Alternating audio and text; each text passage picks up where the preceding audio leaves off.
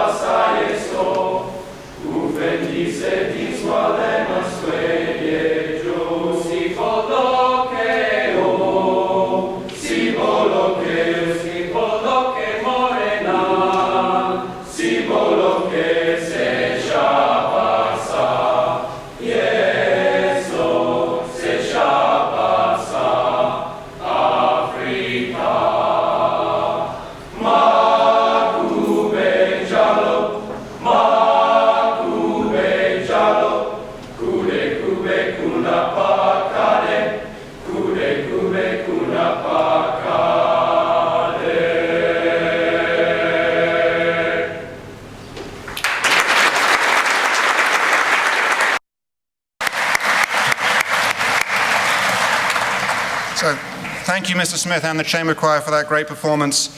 And even with its official status as the national anthem, yes, status, that song has very meaningful connotations for what we are going to hear about now from Mr. Verwoerd. So please give him your full attention and please join me in welcoming him to MBA.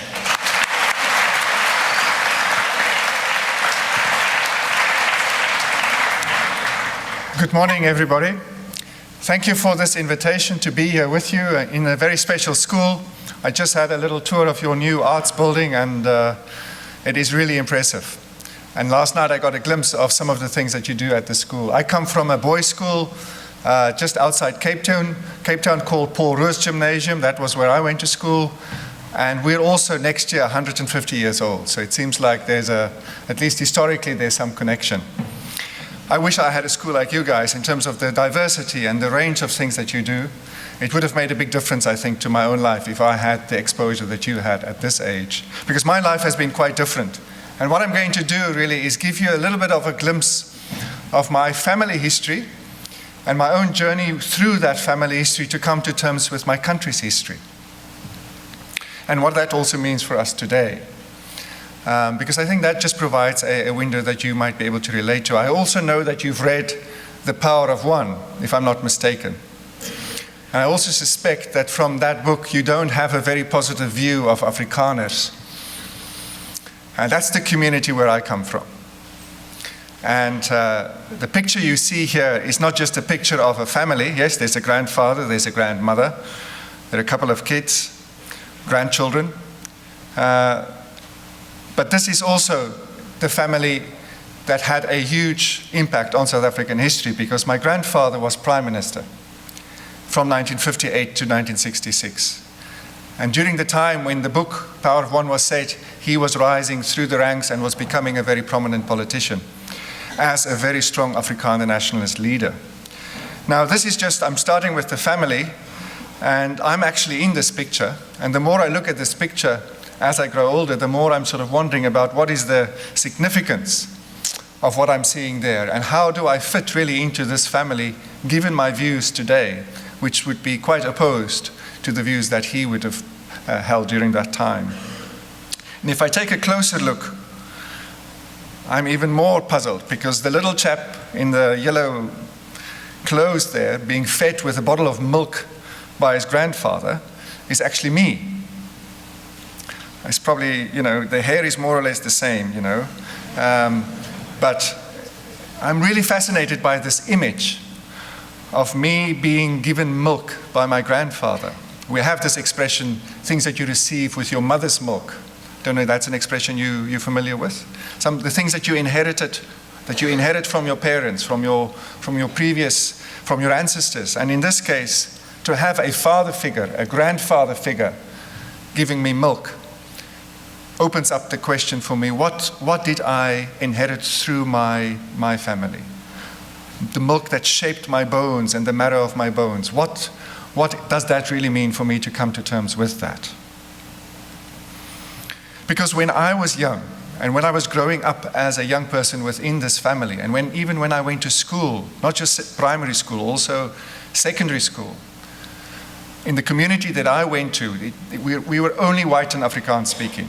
The neighborhood that I grew up in, white, Afrikaans speaking, my friends, the church, the school, athletics, the sport we did, when you go on holiday, everything was very rigidly separated between the different racial groups. But within that context, he was seen as a hero. Now, you've read the book, so this is difficult for you to understand. How could somebody proposing the views that he did, how could he be seen as a hero within my community? And the only way you can begin to make some sense of it, and it's not a theme that's strong in the book, but it's a theme that you have to grapple with if you want to understand South African history. And not just South African history, but let's start with South African history. The reason why he was seen as a hero was because of a war that took place 60 years earlier, before this picture was taken. We had a big war between the English-speaking and the Afrikaans-speaking white South Africans. Now, PK came from the British kind of background, but we, within the Afrikaans community, when I was your age, my biggest enemy, the people within the community that we had the biggest problems with, would have been English-speaking white South Africans. And it went back to that war. And because of that war, where a lot of people were killed in my own community, and they had internment camps where they put a lot of women and children to try and get rid of the guerrilla fighters who were fighting against the British colonial empire. More than 20,000 women and children died in those camps. And those were the stories that I grew up with, that we were the victims of British colonialism, and that we have to fight for our freedom against the English-speaking white South Africans, who were the dominant, white group in South Africa. And under his leadership, South Africa became a republic outside the British Commonwealth. And that was seen as a great political victory. When I look back, of course, I realize that what we really did was that we used that history, we used that sense of injustice and pain from that past to justify what we were doing to fellow black South Africans. And it took a long journey before I was able to get to the point where I was able to join the African National Congress, the party that our former President Nelson Mandela belonged to, where I became a member in the early 90s and actually publicly began to campaign before our first democratic election as a member of the ANC. And that symbol is really a symbol of solidarity with the large group of people in our country trying to break the chains of apartheid, as some of your sculptures, it's a fist, which probably ties in with the boxing metaphor, but really was a sense of deep commitment to trying to change the system in South Africa, making a contribution as somebody coming from within this family. So this does raise the question, how was it possible for me, with all that milk that I received, not just from my grandfather, the way I was educated, the way I was also indoctrinated. If I look back through the way in which the Cold War was used to justify what we were doing, when I was a young man your age, we were all getting ready to go into the army. White conscription was compulsory for young white men. And we were doing this to go and fight against the communists, because the ANC was seen to be just a front for the communists trying to come and take over South Africa. So that kind of Cold War rhetoric was very effectively used, also by the church that I belong to say this is a holy war. We are fighting for God against these evil communist terrorists. So what happened to allow me to get to a point where I was able to identify? And I'm not going to go into the detail, and this is not a nice image to look at, but it's an image that just conveys something of the reality that I had to confront as a student. So I got the opportunity to go and study overseas. When I was studying in South Africa, I was basically surrounded just by white Afrikaans-speaking students, and I really didn't get an exposure to the realities of what was going on in the wider South Africa. When I went overseas, I started to meet for the first time young black South Africans who were able to communicate with me also at an equal level, and we were fellow students. And they were confronting me with the realities. They were telling me stories about what they've experienced. Now, this picture was taken in 1976 when the students in a huge, what we call township outside Johannesburg, mobilized and resisted the education system and started to protest as students against the system of apartheid. And they were severely suppressed by the army and by the police. And hundreds of young people were killed during that time. One of the most prominent images is this one of Hector Peterson being carried by a friend who, when he was already killed by the police. That image has been used, also internationally, but it's just an image to say that what had to happen for me was that I had to learn, not just with my head, but with my heart, to understand what happened. And that did not happen through academic education. It happened through listening to the stories of young black South Africans. And I think you can relate to those stories because you've read The Power of One and some of the things that black South Africans had to go through during that time. For me, I had to learn to understand that and sense it within my heart. And one of the things that helped, let me just continue, I had to learn to understand the role that my grandfather played. Now, there's a picture of Time, I think you recognize that. Towards the end of his career, he was also internationally quite well known. But clearly, this is within the Apartheid Museum in Johannesburg. If you go there, you will see this image. But I had to understand also what was my grandfather's role within that system. And one of the things that helped me to wake up and to realize how deep the anger and the feelings go in terms of what people felt about him was what people told me about the day that he was assassinated. He was assassinated in Parliament on the 6th of September 1966. A parliamentary messenger somehow managed to get in and walked to him, gave him a message, and stabbed him to death with a knife. And that became a very powerful image in my consciousness, because it was always conveyed as a day of great sadness. It was a day of great mourning. The funeral, hundreds of thousands of people gathered for this big state funeral. Even today, if I meet white Afrikaans-speaking people who are a bit older, they will talk to me about where they were on that day. When I started to meet black South Africans, really meet them and hear their stories, they were telling me on the day that my grandfather was assassinated, they ran into the streets and they took off their shirts and they danced because it was a day of liberation. Kosi Sikeleli Africa is actually a prayer. God bless Africa. God free Africa. And for people on that day, that prayer was answered. They were freed from somebody they saw as an oppressor and somebody who was responsible for a lot of suffering within that community. So when I heard that kind of story, which made it very personal, this was my grandfather. Here were people running into the streets and celebrating because he was killed. What is the story behind that? How do you make sense of that? What is the truth behind that story? And that really was what I had to grapple with for a number of years. And I was lucky to have a few years on my own in England. work through this. I changed my course of study and I moved away from theology and philosophy and I studied politics and economics and sociology and South African history in a place where I was removed from the blinding conditioning of my own tribe.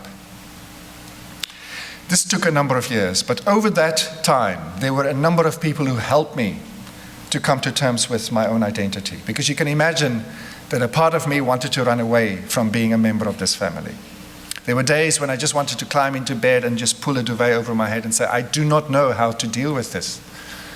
The shame and the guilt and the responsibility that came with that was sometimes quite overwhelming. I wanted to run away from the color of my skin, the language that I was speaking, because there was so much pain associated with that. And then the irony was that black South Africans, Tsepiso Mashinini was one of the people who really helped me, who came to me and said, we are not asking you to reject your ancestors. In our culture, we respect our ancestors. The question is not for you to run away from your skin color, your culture, your language, your religion. The question is, what are you willing to do with your life to make a contribution to change what we have in our country? So that became a very important message for me. And then there was a very special moment. Towards the end of that time, it was about a 5-year period where I was grappling with these questions and beginning to try and figure out, how do I actually translate this negative association with who I am into something positive, doing something positive with it. And the man there on the right, I think you recognize the name or the face, President Mandela. This was just before he was elected as our president in 1994. He came to Stellenbosch, which is the town just outside Cape Town where I was teaching at the university, and he met with a few of us who expressed an interest in joining the ANC. And I was very keen to meet him because when he was released in February 1990, I wrote him a letter. And in that letter, I was saying to him how sad I was about what happened and how bad I felt about the fact that it was actually my grandfather who put him in prison for 27 years. 27 years. That's a very, very long time. And I said to him that I was really sad about that and that I want to commit my life to try and change what happened in South Africa. I sent the letter but never heard anything back. I think he must have received hundreds of thousands of letters when he came out of prison. So this was my chance. And when I came to him and I got the chance to speak, and I was very keen to say to him what I wanted to say, he stopped me. And he said, "Can I ask you a question?" And I wasn't sure what was going on, but I said, "Of course, yes." And then he said, "How is your grandmother?" Now, she was 95 at the time.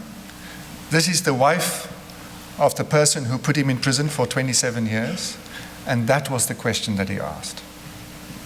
And I was completely taken aback. And it didn't come across just as a politician trying to be nice to me. It came across as somebody who was sincere. And then he said, "If she wouldn't mind, would you please convey my greetings to her?" And she was living far away in a little Afrikaner sort of homeland, where people were just combining, living together as white Afrikaners. But he sent that message. And he did more than that. When he became president, he invited all the widows of the former prime ministers associated with the apartheid system, people who were still alive. He invited them to come and have tea with him in his presidential house in Cape Town.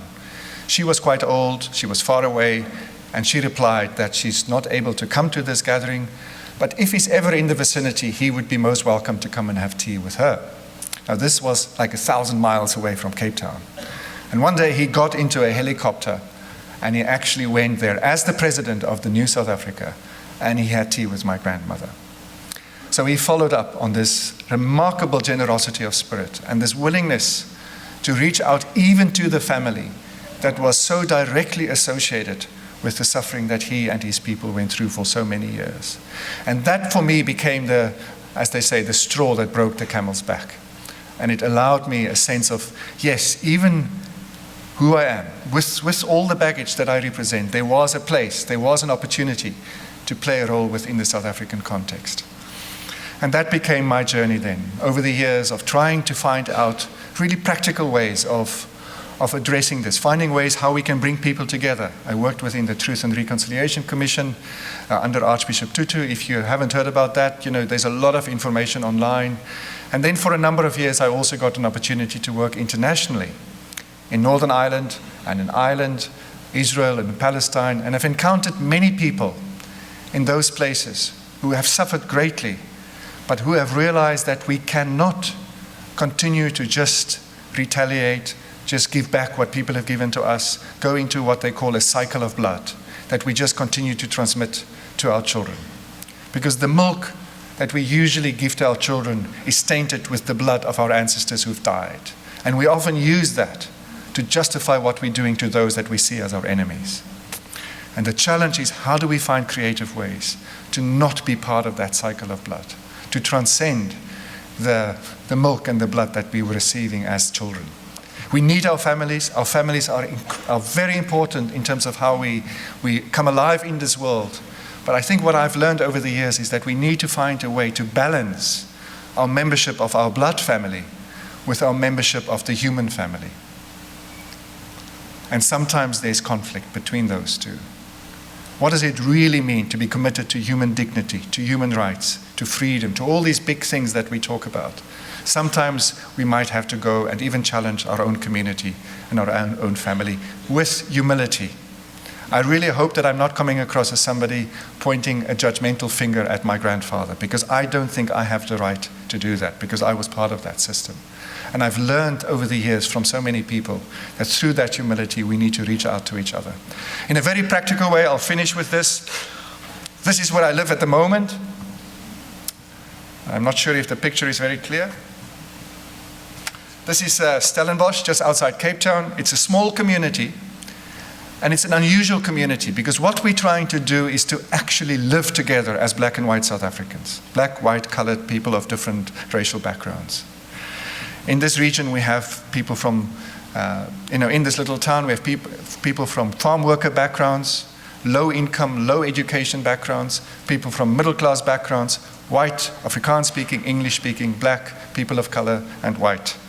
And we're trying to live together. Only about 35, 40 families, but it's been going for about 10 years. And for me, this is important, because we have to find really practical ways to change the way in which we've been segregated, not just physically, but also emotionally and spiritually in South Africa. And this is one small example of how we're trying to do that. And what I love about your school and the kind of schools that I'm visiting is that it's like this small community. It provides a space where for the years that you're in this together, you become like a new community. I've heard people talk about MBA as a community on the hill. And there's something very powerful about that. And I really hope that over the years that you are here, that you will find ways to treasure your own family, but to also become part of this bigger family, and the bigger family that waits for you to be explored when you leave this school. Thank you for listening to me. I hope we have a few more minutes, because I would love to actually hear some of your questions. I mean, I hate it when people just speak at me, so I don't like to do that to you.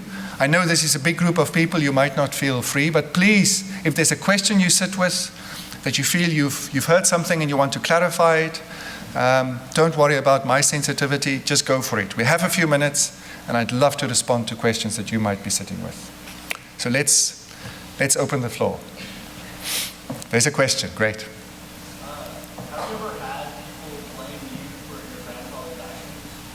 Have I ever had people blame me for my grandfather's actions? I think when I meet people and they hear my surname, you can see, if it's a black South African, you can see the mistrust, the anger, the feelings are just below the surface. And I have to work with that. And I think once people know that I've actually taken a different route, that I've decided to move away from what my grandfather believed in, then it changes, and people are actually very warm towards me. And I've actually felt quite embarrassed sometimes that because I'm willing to speak up, that I'm actually welcomed beyond what I deserve. So ironically, being a member of this family have actually helped me to reach out to a wider community. But people need to know what my story is. If they just see the name, if they don't know the story of my own life, then there's a lot of negative association with my name. And in that sense, I think I am being blamed, yeah. There's another, I'm sure there's more. There's a question, yeah? No,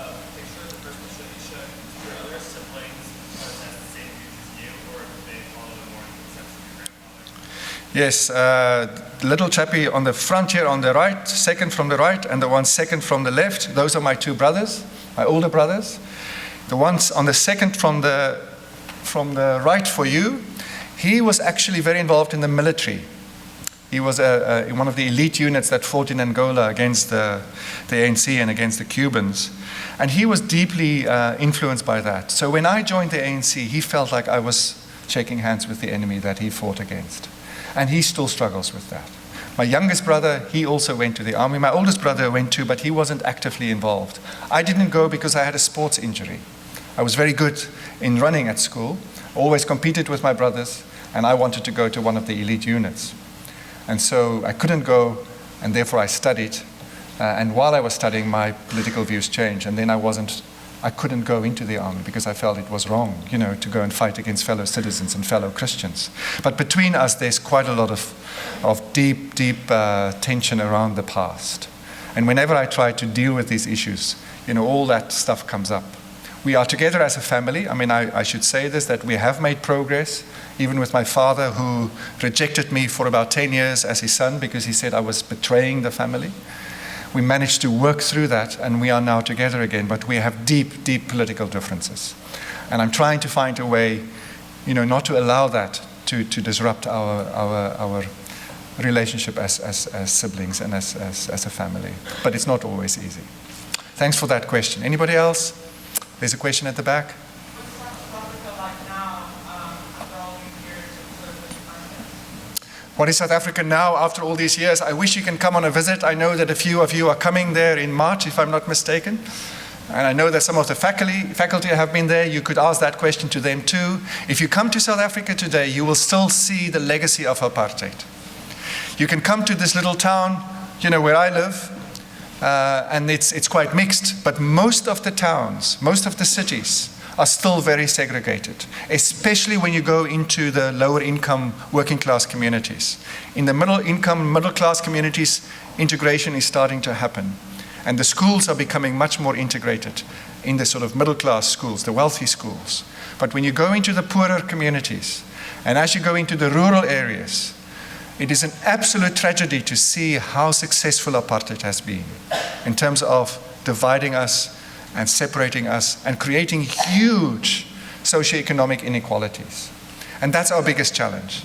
How can we work together to address the dehumanizing inequalities we have in our society in South Africa? And a lot of that comes from the history. So that is increasingly our biggest challenge, to find ways practically to change. Mandela had a wonderful vision of South Africa being a home for all her sons and daughters, but there are millions of people without houses, without drinking water, without sanitation, without proper education, without proper health. You're not going to be happy living in the house of South Africa if that is the case. So we have to work at these issues. So thanks for that question. Are we doing with time? Do we have one or two more questions? Great. Anybody else? There's a question at the back there.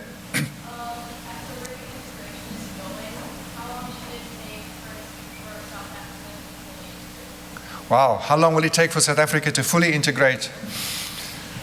Phew. We're dealing with centuries of segregation and discrimination in South Africa. I mean, what you read about in the book, Power of One, what you've seen during the time of my grandfather, that was the culmination of a long period of segregation. And we were just very good at it. We took it to another level. But we have this long history, and I suspect that's not unique to South Africa. And I think one of our challenges is to understand that history and to say that we have to find a way to work through this. There's a principle that has really helped me in this work, and it has been formulated by an American guy called Richard Rohr, R-O-H-R, if you want to Google it. And he says, pain which is not transformed is transmitted. Trauma, pain, anger, suffering which is not transformed is transmitted. And I think that's true. I think that as we work through these issues, we are not going to be successful unless we really work through them. And we will just transmit to our children the challenges of racism and inequality and poverty. So we have a huge task. I'm trying to say to my children, I've got two children, they're in their 20s, And there's many young people in South Africa, especially in the more privileged white community, who are struggling with the new South Africa because they feel, why should we take responsibility for the sins of our fathers? Why should we struggle with affirmative action? Why should we struggle to get jobs because we're white? And then we have to work through that and try and understand the history and say that unless we go out of our way to correct an abnormal situation, we will just continue to have conflict, and we will just transmit to our children and their children the suffering of what we've experienced in the past. What my grandfather did was using untransformed pain from that Anglo-Boer War to justify and mobilize people for apartheid. That pain is now there, and we need to find a way to work through that so that my children and their grandchildren will have less pain to deal with. But I suspect for a long time, this is going to be our challenge as human beings grappling with these issues. Thanks for that question. Is there time for one more? One more question. There's a question.